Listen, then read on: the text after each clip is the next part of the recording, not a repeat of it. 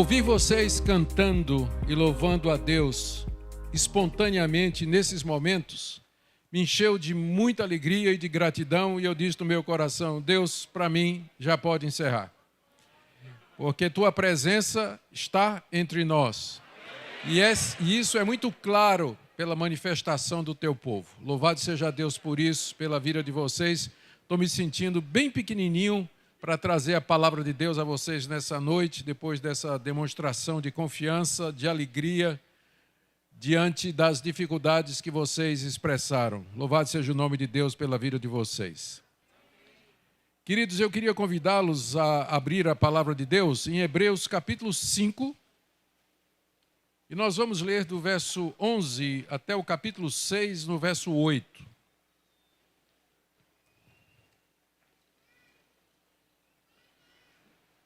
Hebreus capítulo 5, do verso 11 até o capítulo 6, no verso 8. A esse respeito, temos muitas coisas que dizer e difíceis de explicar, porquanto vos tendes tornado tardios em ouvir. Pois com efeito, quando devias ser mestres, atendendo ao tempo decorrido, tendes novamente necessidade de alguém que vos ensine de novo quais são os princípios elementares dos oráculos de Deus. Assim vos tornastes como necessitados de leite e não de alimento sólido. Ora, todo aquele que se alimenta de leite é inexperiente na palavra da justiça, porque é criança. Mas o alimento sólido é para os adultos, para aqueles que pela prática têm as suas faculdades exercitadas para discernir não somente o bem, mas também o mal. Por isso, pondo de parte os princípios elementares da doutrina de Cristo, deixemo-nos levar para o que é perfeito, não lançando de novo a base do arrependimento, de obras mortas e da fé em Deus, o ensino de batismos e da imposição de mãos, da ressurreição dos mortos e do juízo eterno. Isso faremos se Deus permitir. É impossível, pois, que aqueles que uma vez foram iluminados e provaram o dom celestial e se tornaram participantes do Espírito Santo, e provaram a boa palavra de Deus e os poderes do mundo vindouro, e caíram, sim, é impossível outra vez renová-los para arrependimento, visto que de novo estão crucificando para si mesmos o Filho de Deus e expondo-o à ignomínia. Porque a terra que absorve a chuva que frequentemente cai sobre ela e produz erva útil para aqueles por quem é também cultivada, recebe bênção da parte de Deus. Mas se produz espinhos e abrolhos, é rejeitada, e perto está da maldição, e o seu fim é ser queimada. Até aqui, queridos, a leitura da inerrante, infalível e autoritativa palavra de Deus. O tema da minha palestra é os fundamentos da Nova Jerusalém. A Nova Jerusalém, que aparece no Novo Testamento, no livro de Apocalipse, é o estado eterno. É o final do plano de Deus. É para onde nós vamos depois da vinda de Cristo e depois da ressurreição dos mortos. É o novo céu e a nova eterna. É a nova terra. É o estado eterno que nos aguarda mediante a fé em Cristo Jesus. Os fundamentos da Nova Jerusalém são aquelas doutrinas centrais do Evangelho, especialmente aquelas que tratam da pessoa e da obra do Senhor Jesus. Nós iremos participar da Nova Jerusalém se nós ficarmos firmes e se nós crescermos sobre essas doutrinas no conhecimento de Cristo, da sua morte e da sua pessoa. O autor da carta aos Hebreus, no texto que eu li para vocês, estava preocupado com a situação dos seus leitores, que eram judeus que haviam se tornado cristãos, haviam aceitado o cristianismo, haviam largado a sinagoga e as práticas judaicas e se tornado parte das igrejas locais espalhadas pelo Império Romano. Eram judeus que agora professavam a fé em Cristo Jesus. A preocupação do autor da carta aos Hebreus é porque eles estavam sendo pressionados a voltar atrás, a se arrepender de terem deixado o judaísmo e aceitado o Messias Jesus, a renunciar a Cristo Inclusive, sabemos pela arqueologia, aliás, por documentos antigos, que uma das coisas que era exigida de judeus que haviam se tornado cristãos e que queriam voltar para a sinagoga era que eles dissessem: Jesus é anátema, Jesus é maldito, que eles amaldiçoassem Jesus, blasfemassem de Jesus, para que fossem aceitos na sinagoga outra vez.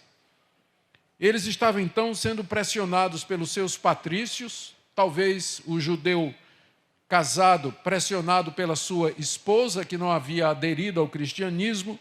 Havia sempre o risco deles perderem o emprego se o seu patrão fosse um judeu que não acreditava que Cristo era um Messias.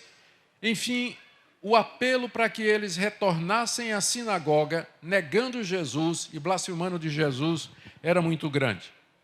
Então, o autor da carta aos Hebreus escreveu essa epístola com esses objetivos em mente. Primeiro, ele quer impedir que esses judeus cristãos façam o caminho de volta. Eles abandonem a fé em Cristo, neguem Cristo, blasfemem de Cristo Jesus para serem aceitos na sinagoga. Esse é o objetivo da carta aos Hebreus, foi escrita por isso. Segundo, ele quer fazer isso mostrando a superioridade de Cristo a todos os aspectos do judaísmo. Cristo é maior do que Moisés, é maior do que Josué, é maior do que o sumo sacerdote. O sacrifício de Cristo é melhor e mais eficaz do que o sacrifício de animais. Cristo pertence a uma ordem sacerdotal que é superior à ordem sacerdotal de Levi.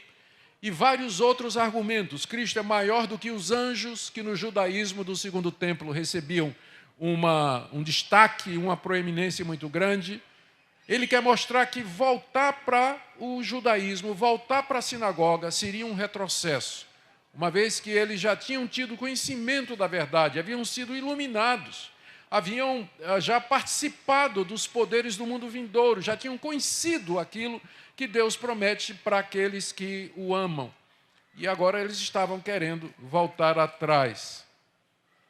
O autor da carta aos Hebreus, então, especificamente no texto que eu li agora para vocês, ele pressiona aqueles irmãos a prosseguir, a não ficar nos fundamentos da Nova Jerusalém, a não ficar naquelas doutrinas básicas que estão na porta de entrada do cristianismo, mas que eles prosseguissem, que eles fossem até a maturidade, a perfeição, que é o alvo de Deus para nós aqui nesse mundo. Mas que não parassem e muito menos que voltassem atrás.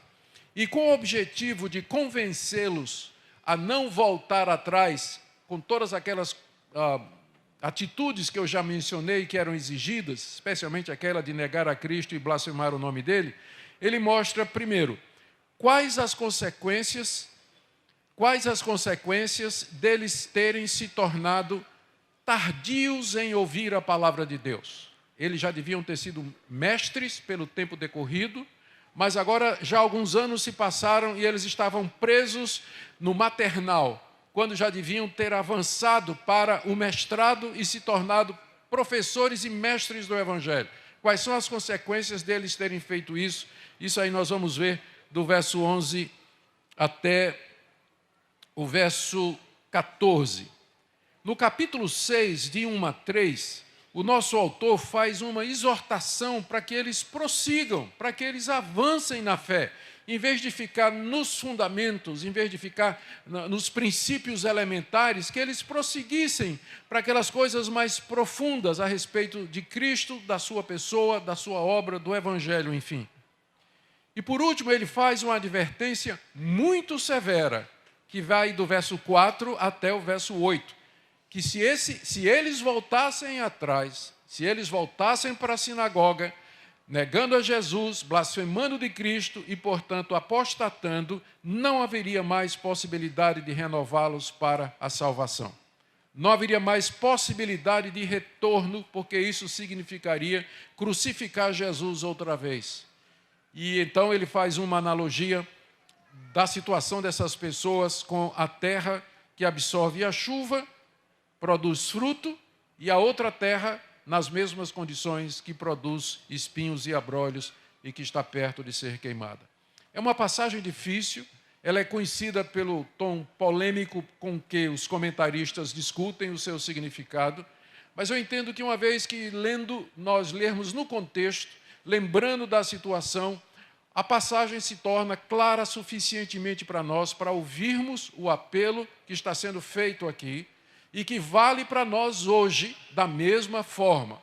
Nós não somos judeus cristãos, mas a pressão do mundo, a pressão dos amigos, a pressão da sociedade é para que nós abandonemos a fé, para que nós neguemos o Senhor Jesus, até blasfemando e negando o nome dele, e abracemos uma seita, abracemos algum ensino outro estranho, ou simplesmente nos tornemos absolutamente indiferentes a tudo aquilo que o cristianismo representa. Meu tema, como eu disse, é os fundamentos da Nova Jerusalém. E eu quero dizer o meu objetivo é dizer que se nós não ficarmos nesses fundamentos e, na verdade, prosseguirmos a partir deles, nós não temos esperança nenhuma de entrar no novo céu e na nova terra e participar da Nova Jerusalém. Portanto, eu quero encorajar os irmãos, quero exortar os irmãos e quero advertir os irmãos a respeito desse risco, considerando a grande quantidade de pessoas que anualmente, tendo uma vez professado a Cristo Jesus, abandonam a fé do Evangelho, viram as costas, vão para seitas, vão para heresias, negam a Cristo Jesus e se enveredam nesses erros perniciosos que conduzem a alma à condenação. Que Deus tenha misericórdia de nós e nos ajude a entender a sua palavra e aplicar essa palavra ao nosso coração. Amém? Amém. Então, em primeiro lugar, o nosso autor fala das consequências dos seus leitores, aqueles judeus cristãos, de serem lentos para ouvir a palavra de Deus e aprender a palavra de Deus, aí do verso 11 até o verso 14. Quais são as consequências quando os membros da igreja, que estão debaixo do ministério de um pastor fiel, que ensina a palavra de Deus, mas eles são lentos para ouvir, lentos para aprender e para colocar em prática? Primeiro, dificulta o trabalho dos mestres. Verso 11. A esse respeito, temos muita coisa que dizer e difíceis de explicar, porque vocês se tornaram lentos para ouvir. O autor da carta aos Hebreus tinha muita coisa para dizer a eles. Na verdade, ele tinha começado no capítulo 5 a fazer uma exposição da pessoa de Cristo e como sacerdote, algo que não é feito em nenhuma outra carta do Novo Testamento. Mas Cristo como sumo sacerdote que intercede por nós somente na carta aos Hebreus. E ele tinha começado a fazer essa exposição aqui, que ele vai até o capítulo 7, fazendo essa exposição. E ele parou para dizer: eu só não consigo falar mais profundamente a respeito de Cristo e da obra dele para vocês, porque vocês são devagar para aprender. Vocês são devagar para ouvir. Há uma indisposição no coração de vocês para ouvir a palavra de Deus, o bom ensino, colocar no coração, praticar, se apropriar dele pela fé. São coisas difíceis de explicar, literalmente. A expressão aqui, coisas difíceis de explicar, coisas difíceis de interpretar, porque a base do autor da carta aos Hebreus é o Antigo Testamento. Então ele está dizendo que no Antigo Testamento tem passagens que são difíceis de interpretar, elas falam de Cristo. Por exemplo, ele tinha começado a falar aqui de Cristo como sendo da ordem de Melquisedeque, coisa que não é falada em nenhuma outra parte do Novo Testamento. Então, é baseado numa interpretação lá de Gênesis e dos Salmos. Não é uma exegese, não é uma interpretação fácil. É difícil fazer isso. E mais difícil ainda é quando a audiência, os cristãos, não estão dispostos a se debruçar sobre a palavra de Deus, estudar com minúcias, com detalhes, para avançar no conhecimento de Cristo. Então, a primeira consequência é essa: dificulta o trabalho dos pastores.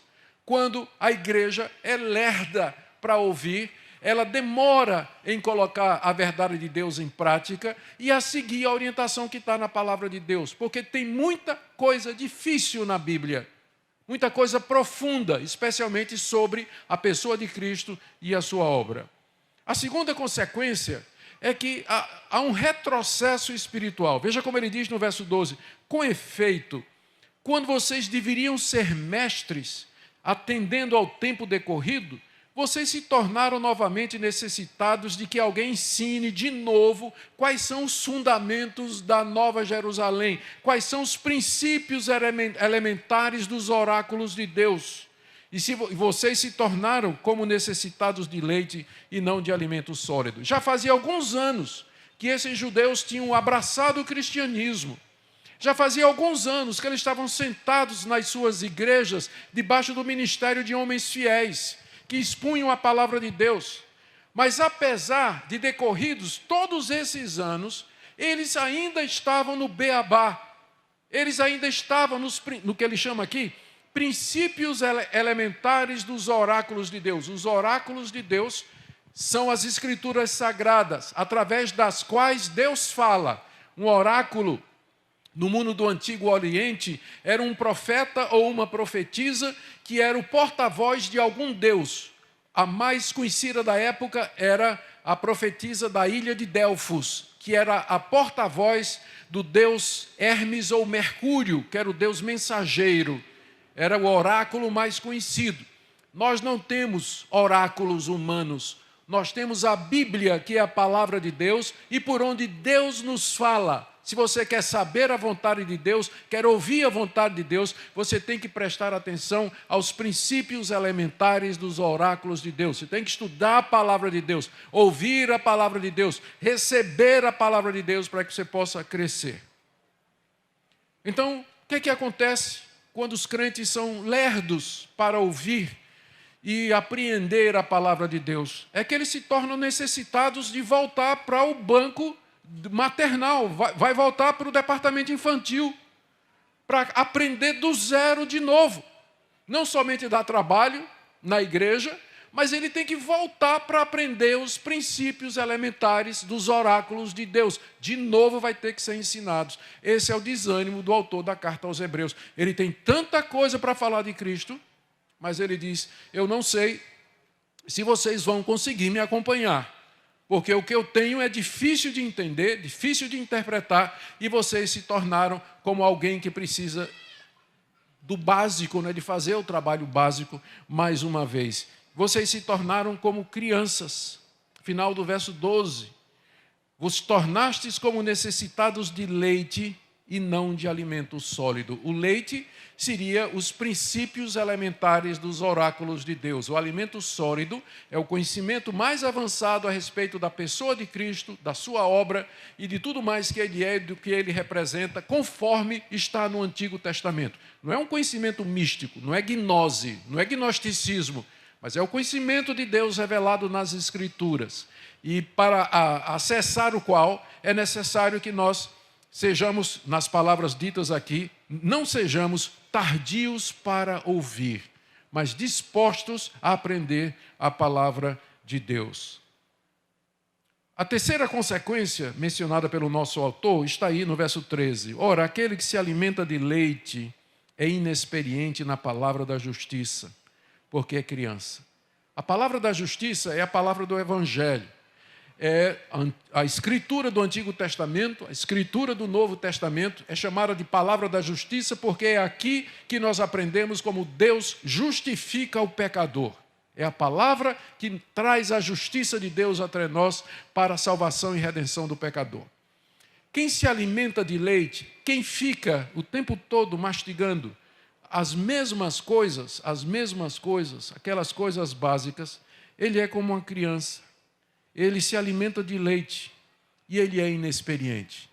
E aí é o medo do autor da carta aos Hebreus, exatamente por conta. Por que ele está preocupado? Porque esses cristãos estavam sob perigo, eles estavam sob pressão, estavam sendo pressionados a voltar à glória do judaísmo, aos sacrifícios feitos no templo, à ordem sacerdotal, aquele intrincado sistema de cerimônias que foi revelado na antiga aliança, que já se cumpriu em Cristo. Mas os judeus estavam querendo chamá-los de volta a participar daquilo ali. E a preocupação do autor da carta aos Hebreus é que eles acabariam cedendo. Alguns já tinham voltado, alguns já tinham negado e blasfemado Cristo e voltado para a sinagoga. E a razão é que eles não tinham o fundamento. Eles estavam no que é básico, eles não haviam crescido, não haviam amadurecido. E, irmãos, isso está acontecendo o tempo todo. Pessoas que descobriram o Evangelho, que demonstram uma certa alegria, até um grande entusiasmo pelo Evangelho, frequenta a igreja durante 2, 3 anos e quando você procura, ele está na seita. Ele está numa seita, ele abandonou, foi embora.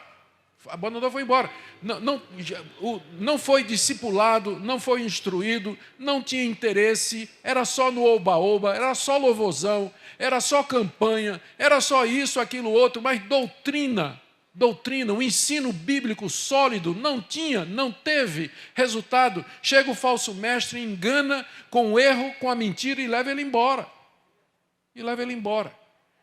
Por quê? Porque ele é inexperiente na palavra da justiça. Inexperiente. Olha como é que ele diz no verso 14, a quarta consequência: o alimento sólido é para os adultos, que pela prática têm suas faculdades exercitadas para discernir não somente o bem, mas também o mal. Esse é o ideal de Deus para nós, a maturidade cristã consiste nisso. Você chegar num ponto em que você consegue dizer, isso aqui está certo, isso aqui está errado. Isso aqui é o bem e isso aqui é o mal. E não só em termos morais, mas também em termos doutrinários. Isso aqui é um erro teológico, isso aqui é a verdade de Deus.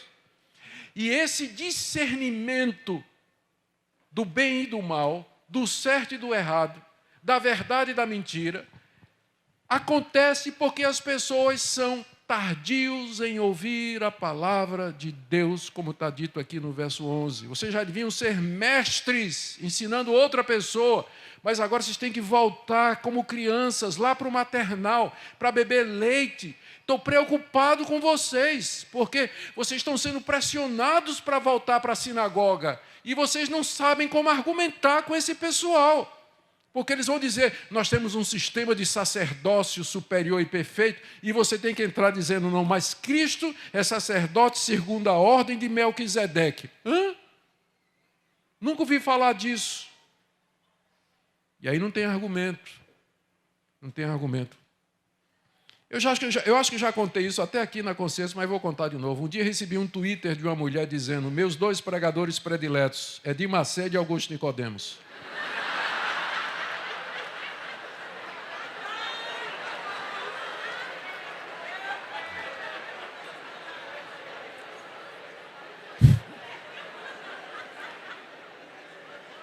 Qual o problema com esse Twitter? Falta de discernimento entre o bem e o mal, entre o certo e o errado.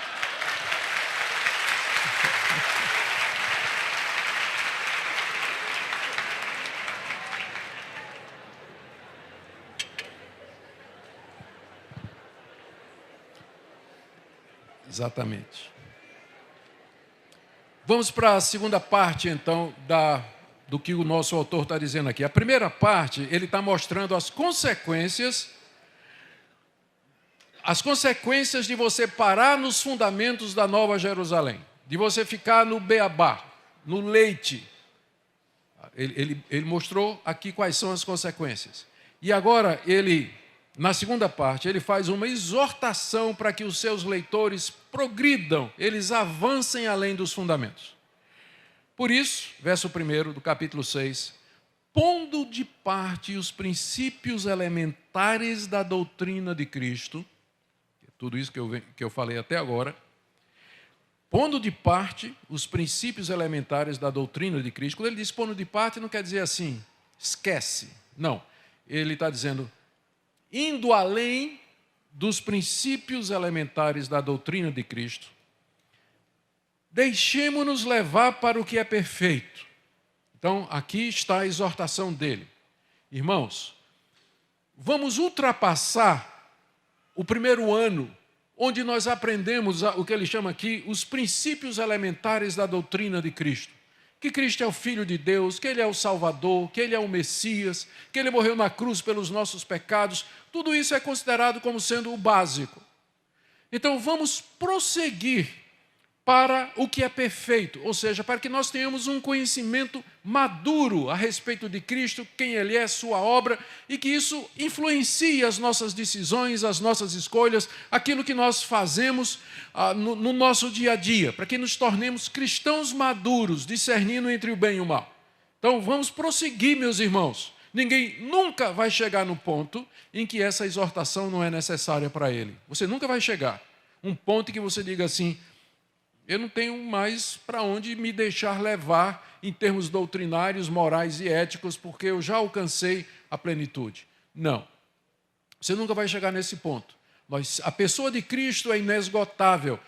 Nele estão escondidos todos os tesouros da sabedoria e na ciência, porque aprove a Deus que residisse nele toda a plenitude. Você acha que você pode esgotar o conhecimento, a beleza, a glória do Rei dos Reis, do Senhor Jesus, aqui nessa vida?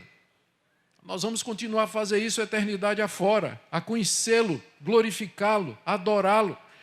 O encorajamento aqui é a esse: se dedique, irmão, se dedique, estude a palavra, se submeta à palavra, fique debaixo do ministério de homens de Deus que ensinam a Bíblia e que não ficam contando histórias engraçadas, pedindo dinheiro, fazendo campanha, esse tipo de coisa aí. Não, mas gente que vai lhe ensinar a respeito do Salvador, a respeito de Deus e do seu Filho Jesus e do bendito Espírito Santo. Então, ultrapassando, avançando além dos princípios elementares da doutrina de Cristo, vamos para o que é perfeito, não lançando a base de novo ao padrão, ao que ele considera princípio elementar. Não lançando de novo a base do arrependimento de obras mortas, isso é básico. Obras mortas porque elas conduzem à morte, o salário do pecado é a morte. Para entrar na Nova Jerusalém, um dos fundamentos é o arrependimento. Nós temos que nos arrepender das nossas obras mortas. Temos que pedir perdão a Deus por elas. Temos que nos converter delas. Temos que nos abandonar. Isso é básico. Vocês não precisam ser ensinados de novo sobre isso, porque isso está no ponto de entrada do cristianismo. Quando Jesus começou a pregar o Evangelho, qual foi a mensagem dele? Arrependei-vos, porque é chegado o reino de Deus. Arrependei-vos e crede no Evangelho, que é o segundo ponto, né? Não lancemos de novo a base do arrependimento de obras mortas e da fé em Deus. Para você entrar na Nova Jerusalém, o outro fundamento é: você precisa crer em Deus e que Ele providenciou a redenção dos pecados mediante o seu Filho Jesus Cristo, que verteu seu sangue na cruz, morreu, foi sepultado, ressuscitou ao terceiro dia.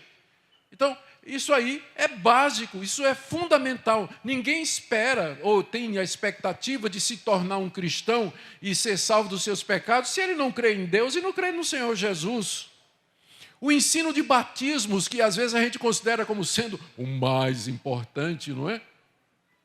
Ele considera como sendo princípio elementar. Quando ele fala batismos no plural, pode ser tanto o batismo como ritual de iniciação na igreja cristã, por aspersão, por imersão, e também o batismo com o Espírito Santo, que também às vezes ganha uma proporção tão grande, mas que aqui estaria na lista de coisas que são básicas, coisas que são fundamentais. Ou ele segue a imposição de mãos, talvez para a dedicação e consagração das pessoas para o serviço a Deus. Faz sentido, porque ele está na sequência, né? Arrependimento, fé, batismo e agora o serviço, imposição de mãos. A pessoa é consagrada, separada para servir em algum ministério, considerado uma coisa básica. Continuando, na sequência, a ressurreição dos mortos. vai ter ressurreição de mortos, e nós ressuscitaremos juntamente com Cristo para morar no novo céu e na nova terra, na nova Jerusalém. O juízo eterno de Deus que vai determinar quem vai morar na nova Jerusalém, quem vai entrar no estado eterno de glória, ou quem vai sofrer eternamente no inferno e no lago de fogo. Tudo isso é considerado pelo autor da carta aos Hebreus como a base. Ele diz assim, não lançando de novo a base do arrependimento, da fé em Deus, do batismo, imposição, da ressurreição dos mortos e do juízo eterno. Em vez disso, irmãos, ou a partir disso, construindo em cima disso, vamos prosseguir para a perfeição. Vamos prosseguir para a perfeição. Então, o crente, ele sempre está aprendendo, ele sempre está crescendo. A base é isso aqui, esses são os fundamentos. A partir daqui, ele vai crescer. Tem muita coisa para aprender, muita coisa para mudar na sua vida, nos seus relacionamentos, no seu namoro, na sua família, no seu casamento, no seu trabalho, na sua escola. Sempre podemos prosseguir. E isso faremos, ele diz no verso 3, se Deus permitir, porque ele sabe que se não for pela graça de Deus, se não for pela misericórdia de Deus, estas coisas não vão acontecer. Essas coisas não vão acontecer. Você tem aqui essa mistura maravilhosa que tem na Bíblia. Por um lado, a minha responsabilidade. Deus não vai fazer isso em meu lugar. De eu me arrepender, de eu crer, de eu abandonar o pecado. Deus me dá a graça, Deus me dá o poder para fazer isso, mas é minha responsabilidade fazer isso. E uma vez que eu fiz, eu olho para trás e digo, só fiz porque Deus permitiu. Só fiz pela graça de Deus, pela misericórdia de Deus, porque no final toda a glória tem que ser dele, não sua, nem minha. Se Deus permitir, nós faremos esse tipo de coisa. Mas, em terceiro lugar, há algumas situações em que Deus não permite. E aqui vem uma advertência severa, do verso 4 até o verso 8.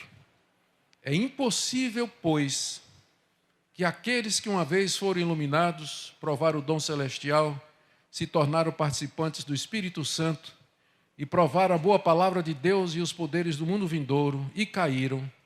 Sim, é impossível outra vez renová-los para o arrependimento. Para esses aqui não tem como prosseguir. Não tem como prosseguir. Por quê? A grande questão aqui sempre foi a identificação desses eles aqui. Quem são estes que caíram e para quem não há mais possibilidade de renovação, de prosseguimento na fé, de mudança de vida ou qualquer coisa dessa natureza. Eu creio que o contexto deixa muito claro. O nosso autor está escrevendo para judeus que abraçaram o cristianismo e que estavam em vias de largar o cristianismo, blasfemar de Cristo e voltar para a sinagoga. Então são eles que são o objeto dessa passagem aqui. E a linguagem confunde, porque o autor fala em termos que dão a impressão de que ele está falando de crentes verdadeiros, quando na realidade ele está falando de pessoas como esses judeus cristãos que chegaram, experimentaram, provaram da vida comunitária cristã em geral e de fato nunca se converteram, senão nunca teriam voltado atrás. Vejam as expressões. É impossível para aqueles que foram iluminados. Eles tiveram uma iluminação. Eles entenderam que Cristo era o Messias. Tem muita gente que entende isso. Eu sei que Jesus é o Messias, só que eu não me submeto a Ele. Eu não creio no meu coração, não entrego minha vida a Ele. Então, existe a experiência religiosa. A pessoa se sente iluminada. Então, ela foi iluminada, entendeu que Cristo de fato era o Messias e que o cristianismo era melhor do que o judaísmo. Provou da boa, se tornou participante do Espírito Santo. O Espírito Santo comunica muitas coisas. Ele traz alegria, ele traz paz, ele trabalha na vida das pessoas, nos relacionamentos. E mesmo pessoas que não são crentes, às vezes elas são contempladas por Deus naquilo que a gente chama de graça comum. Isso explica porque tem gente que não é crente, não acredita em Deus, mas que tem uma vida moral, é honesto, faz coisas boas e assim por diante. O Espírito de Deus age na humanidade, trazendo coisas boas a muita gente, mesmo para pessoas que não acreditam em Deus. A graça salvadora especial é para aqueles crentes verdadeiros. Ele diz aqui, provaram a boa palavra de Deus. Eu sei, como o rei Herodes, lê a história de Herodes nos evangelhos, diz lá que ele tinha prazer em ouvir João Batista pregar. Mas depois mandou arrancar a cabeça dele. Não é verdade? Mas diz que ele ouvia João, ele tinha prazer em ouvir João Batista pregar. Tem gente descrente que gosta da ética cristã, que gosta do enredo, do trama do Evangelho, e ouve as pregações, vão para a igreja, às vezes, como convidados, e passam anos lá nas igrejas, escutando. Nunca se decide, nunca se converte, nunca quer realmente, mas eles provam a boa palavra de Deus, sim ou não? Ou então experimentar os poderes do mundo vindouro. No mundo vindouro vai ter paz, alegria, gozo.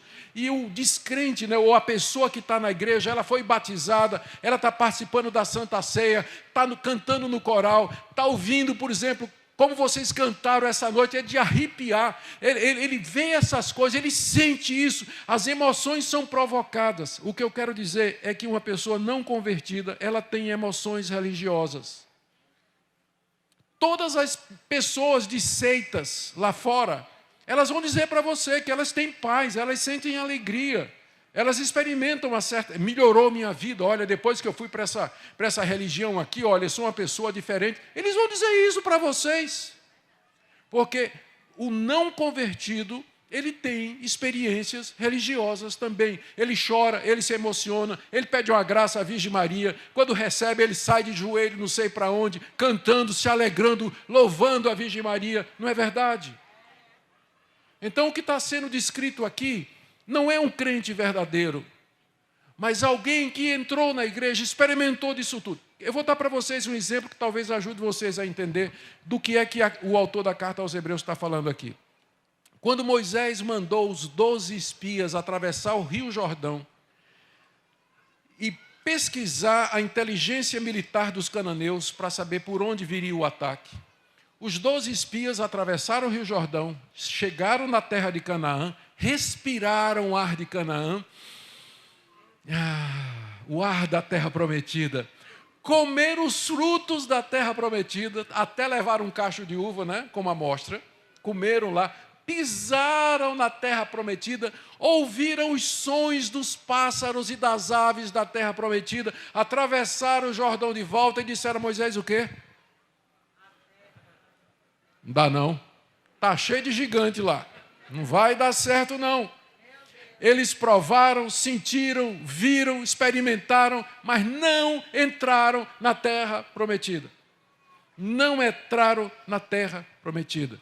É isso que o nosso autor aqui está dizendo. O que ele está dizendo aos seus leitores é o seguinte. Primeiro ele disse, olha as consequências de vocês serem devagar para aprender. Depois ele disse, vamos prosseguir, porque tem muita coisa para ser aprendida. E agora ele faz uma advertência. Ele diz, porque se vocês não prosseguirem, se vocês cederem à tentação e vocês caírem aqui seria, a gente chama de apostasia. Se vocês negarem a Cristo, blasfemarem a Cristo, voltarem para a sinagoga, depois de tudo que vocês passaram, já não resta mais possibilidade de arrependimento, de mudança, de renovação, mas certamente a destruição de vocês se aproxima. Queridos, que aviso sério, e que todos nós deveríamos colocar no fundo do nosso coração. Nós só participaremos da Jerusalém celestial se permanecermos firmes nas verdades de Deus até o fim, como Jesus Cristo disse, aquele que perseverar até o fim, esse será salvo. Perseverar até o fim, esse será salvo. Perseverar, ficar firme nos fundamentos e crescer além dos fundamentos para a glória de Deus. Ele traz aqui uma ilustração que é provavelmente baseada na parábola do semeador que Cristo contou, do verso 7 ao verso 8. Ele diz assim, no final do verso 6, né, não dá para renovar para o arrependimento, porque de novo estariam crucificando o Filho de Deus. Cristo já morreu uma vez pelos pecados. Você sabe disso. Você declarou que você crê nisso. Você participa da ceia do Senhor que celebra isso. Você foi batizado no nome desse Cristo. Agora você conscientemente, voluntariamente, vai virar as costas para tudo isso, dizer que isso tudo é uma mentira, é coisa do diabo, que Cristo é blasfemo, ele é amaldiçoado, anátema. Não tem mais expectativa, que é o que acontece com o pessoal que vai para seitas uma vez, tendo experimentado os poderes do cristianismo numa igreja local durante algum tempo. Vai para as seitas. Eu conheço pouca gente que fez o caminho de volta. Conheço muitos que foram, pouquíssimos que voltaram. Pouquíssimos que voltaram nesses meus 40 anos de pastorado. Nesses meus 40 anos de pastorado. Muito bem. Olha a comparação. Ele diz no verso 7, porque a terra que absorve a chuva que frequentemente cai sobre ela e produz erva útil para aqueles por quem é também cultivada, recebe bênção da parte de Deus. Ou seja, o coração, aqui está falando do coração naturalmente, não é? Pensando na parábola que Cristo contou, parábola do semeador. O coração que recebe, que é regado, que é cultivado, onde a palavra de Deus foi plantada. Essa palavra, essa semente, ela cresce e produz fruto, ela recebe bênção da parte de Deus, receberá a vida eterna. É como o seu coração tem que ser receptivo, aberto, para que você possa prosseguir, crescer e caminhar. Mas, se você receber toda essa bênção, chuva do céu, você é regado, você foi pastoreado, você foi cuidado, você foi ensinado, mas no final o que você produziu foi espinhos e abrolhos, perto está da maldição e o seu fim era ser queimada. O autor da carta aos Hebreus está citando Gênesis capítulo 3, 17 a 18, quando, depois da queda do homem, Deus disse a Adão, maldita é a terra por tua causa, ela te produzirá espinhos e abrolhos. Assim é o coração daquele que volta atrás, que não permanece nos fundamentos da Nova Jerusalém e não prossegue nesses fundamentos para a plena entrada na cidade celestial. Deixe-me fazer algumas aplicações para terminar aqui. Primeiro, eu quero falar para você, eu queria que você prestasse atenção aqui. Eu queria falar para você que está parado nos fundamentos há muitos anos. Você que já é crente há muitos anos, mas que não houve nenhum crescimento significativo na sua vida nesses últimos anos. Você que, apesar do tempo decorrido como membro de uma igreja, não demonstra qualquer alteração de mudança em hábitos antigos, que são reconhecidamente pecaminosos e contra a palavra de Deus. Já faz anos que você está na igreja, mas é a mesma coisa. Você não pode dizer que conhece mais a Deus, você não pode dizer que conhece mais o Senhor Jesus, que você hoje é mais maduro espiritualmente, que você tem mais discernimento espiritual entre o bem e o mal. Eu trago para você essa palavra de advertência. Primeiro, descubra o motivo para isso. O motivo pode ser muito bem uma falsa segurança. Talvez você pense que você é convertido, mas talvez você não seja. Judas fez todos os milagres. Andou 3 anos com os discípulos de Jesus. Pregou a palavra de vila em vila, conforme era mandado por Jesus, enviando os discípulos de 2 a 2. Mas ele não era de Deus, ele não era convertido. Examine o seu coração. De fato você crê no Senhor Jesus, você está arrependido dos seus pecados, você odeia o pecado, quer fazer a vontade de Deus, você ama o Senhor Jesus de todo o seu coração, você está disposto a renunciar a qualquer coisa para fazer a vontade dEle, andar no caminho dEle. Confesse, ouça e acolha a palavra de Deus e prossiga. Você que tem tantos anos de profissão de fé no cristianismo, mas que não aparenta, não apresenta de fato uma mudança de vida, uma transformação ou uma vida que identifique você claramente como cristão. Minha segunda palavra é para aqueles que estão aqui nessa noite e que têm prosseguido, graças a Deus, e que têm crescido a partir do fundamento e que podem explicar a razão da sua fé, que são capazes de discernir entre o bem e o mal, moralmente falando, e entre o certo e o errado, doutrinariamente falando. Louvado seja Deus por essas pessoas. Mas não se feche no seu conhecimento e na sua experiência. Compartilhe, ajude novos convertidos, discipule alguém. Cuidado com a vaidade. Isso pode subir para a cabeça.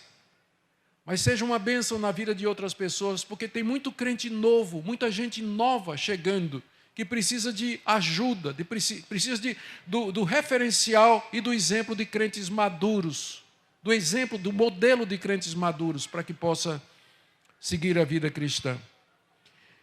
A minha terceira palavra é para aqueles que estão aqui nessa noite, que vieram aqui nessa noite, e que estão sendo tentados e têm contemplado a possibilidade de abandonar a profissão de fé cristã. Se você está aqui nessa noite e você veio com dúvidas no seu coração, e você já conhece a verdade do Evangelho, talvez você até já foi batizado, participou da ceia do Senhor, já esteve na comunhão dos santos, na igreja, de alguma forma experimentou a doçura da vida cristã, os efeitos da vida cristã que ela produz nos verdadeiros crentes e nos que estão próximos. Mas você está pensando na possibilidade de abandonar tudo isso. Talvez um caso, uma mulher que apareceu na sua vida. Talvez uma proposta de um negócio completamente ilícito, e você sabe que você vai ter que negar Jesus. Você vai ter que abandonar os princípios cristãos. Talvez um falso mestre está indo visitando você na sua casa. E ele está trazendo uma outra doutrina que não é a doutrina de Cristo. Está dizendo para você que Jesus não é Deus. Está dizendo a você que além de Jesus você tem que praticar algum tipo de obra, fazer algum tipo de ritual religioso, que a simples fé em Cristo não justifica pecadores, mas algo precisa ser acrescentado. Se o falso profeta está lhe assediando, você veio nessa noite e está aqui, eu queria que você refletisse em tudo que foi dito pelo autor da carta aos Hebreus, especialmente do verso 4 até o verso 8, a respeito daqueles que caíram após terem experimentado e tido conhecimento da verdade do Evangelho. Que não há possibilidade de retorno. Uma vez que você cruzou essa linha e você voltou atrás nessas condições, de acordo com o que está escrito aqui na minha Bíblia, não existe possibilidade de você voltar. Que seriedade, que gravidade. A única expectativa é o inferno, é a condenação eterna. Por isso, pense bem naquilo que você está pensando em fazer. Pense bem nisso aí. E, por último, uma palavra, porque sempre as pessoas me perguntam qual a diferença entre o desviado e o apóstata. Uma palavra a você que está aqui nessa noite e que saiu da igreja. Você ficou aborrecido com a igreja, você ficou aborrecido com alguém na igreja, você achou que todo mundo na igreja é hipócrita, você não está mais se congregando com ninguém, você saiu, simplesmente resolveu viver sua vida, você abandonou a prática da vida cristã e, num certo sentido, até o evangelho mesmo, mas você nunca blasfemou contra Jesus, você nunca negou que ele é o Filho de Deus, você nunca proferiu contra ele, contra Deus e contra o Espírito Santo insultos e coisas blasfemas e profanas. E você também não está seguindo nenhuma seita religiosa ou um erro pernicioso. Não é disso que o texto está falando. Eu fui criado na igreja presbiteriana. Eu tive como pastor vários expositores bíblicos muito bem preparados. Cresci ouvindo boa teologia. A teologia que eu tenho até o dia de hoje. Aos 16 anos de idade, abandonei a igreja, atraído pelo mundo, pelos meus amigos, que queriam ir para festa, farra, bebida e mais outras coisas, que eu não vou nem falar aqui, e nas quais eu vivi até os 23 anos de idade, quando um dia Deus me chamou, mudou minha vida até o dia de hoje, 40 anos, vida mudada e transformada e crescendo, e contando. Então, eu no tempo que eu estava fora da igreja, eu me lembro que às vezes eu orava. Eu não ia mais para a igreja, não queria saber mais de Cristo. Se os pastores vinham falar comigo, Augusto está desviado, vamos lá ver se ganha ele de volta para Jesus. Eu nem recebia em casa, não queria saber. Mas às vezes, de noite, antes de dormir, eu falava com Deus. Em momentos difíceis, eu pensava em Deus. Alguns amigos meus cometeram crimes, coisa séria, que alguma coisa me impedia de fazer. Alguma coisa me impedia de ir para o fundo do poço tão profundamente como eles foram. Eu era um desviado, eu não era um apóstata. Eu não sei se vocês perceberam a diferença. Então, se você está nessa condição de desviado, a oportunidade de você voltar, de você retornar mediante arrependimento, confissão dos seus pecados, reconciliação com Deus e uma profissão pública do seu erro e do seu retorno ao lar, que é a igreja de Cristo aqui nesse mundo. Queridos, que Deus queira nos ajudar, que Deus nos ajude nessa época de tanta seita, de tanto engano, de tanta mentira, fomentado inclusive pelas redes sociais. Onde você se encontra nessa noite? Onde você está nessa noite? Essa é a palavra que eu queria trazer para vocês. Queria convidá-los a ficar em pé e vamos orar. Se você precisar de ajuda com relação ao seu estado espiritual, Deus tem colocado bons pastores nas igrejas, há igrejas bíblicas, igrejas que amam a palavra de Deus, pastores que são homens de Deus, que estão prontos para receber você e conversar com você a respeito do seu estado espiritual. Ó Deus querido, nós queremos nessa noite louvar o Teu nome e pedir que o Senhor nos dê a graça de permanecermos firmes nos fundamentos da Nova Jerusalém. Que nós em nenhum momento nos desviemos nem para a direita nem para a esquerda, mas que nós prossigamos para o alvo, Senhor, firmes na fé, professando a Cristo Jesus com alegria. Ajuda-nos a sermos prontos para ouvir a Tua palavra, a crescer no Teu conhecimento e viver para a Tua glória. É o que nós te pedimos. Abençoa cada pessoa que ouviu a Tua palavra essa noite. O Senhor sabe em que situação está o coração de cada uma delas. Ouve a nossa oração, pois nós fazemos em nome de Jesus. Amém. Amém. Obrigado, irmãos. Deus abençoe.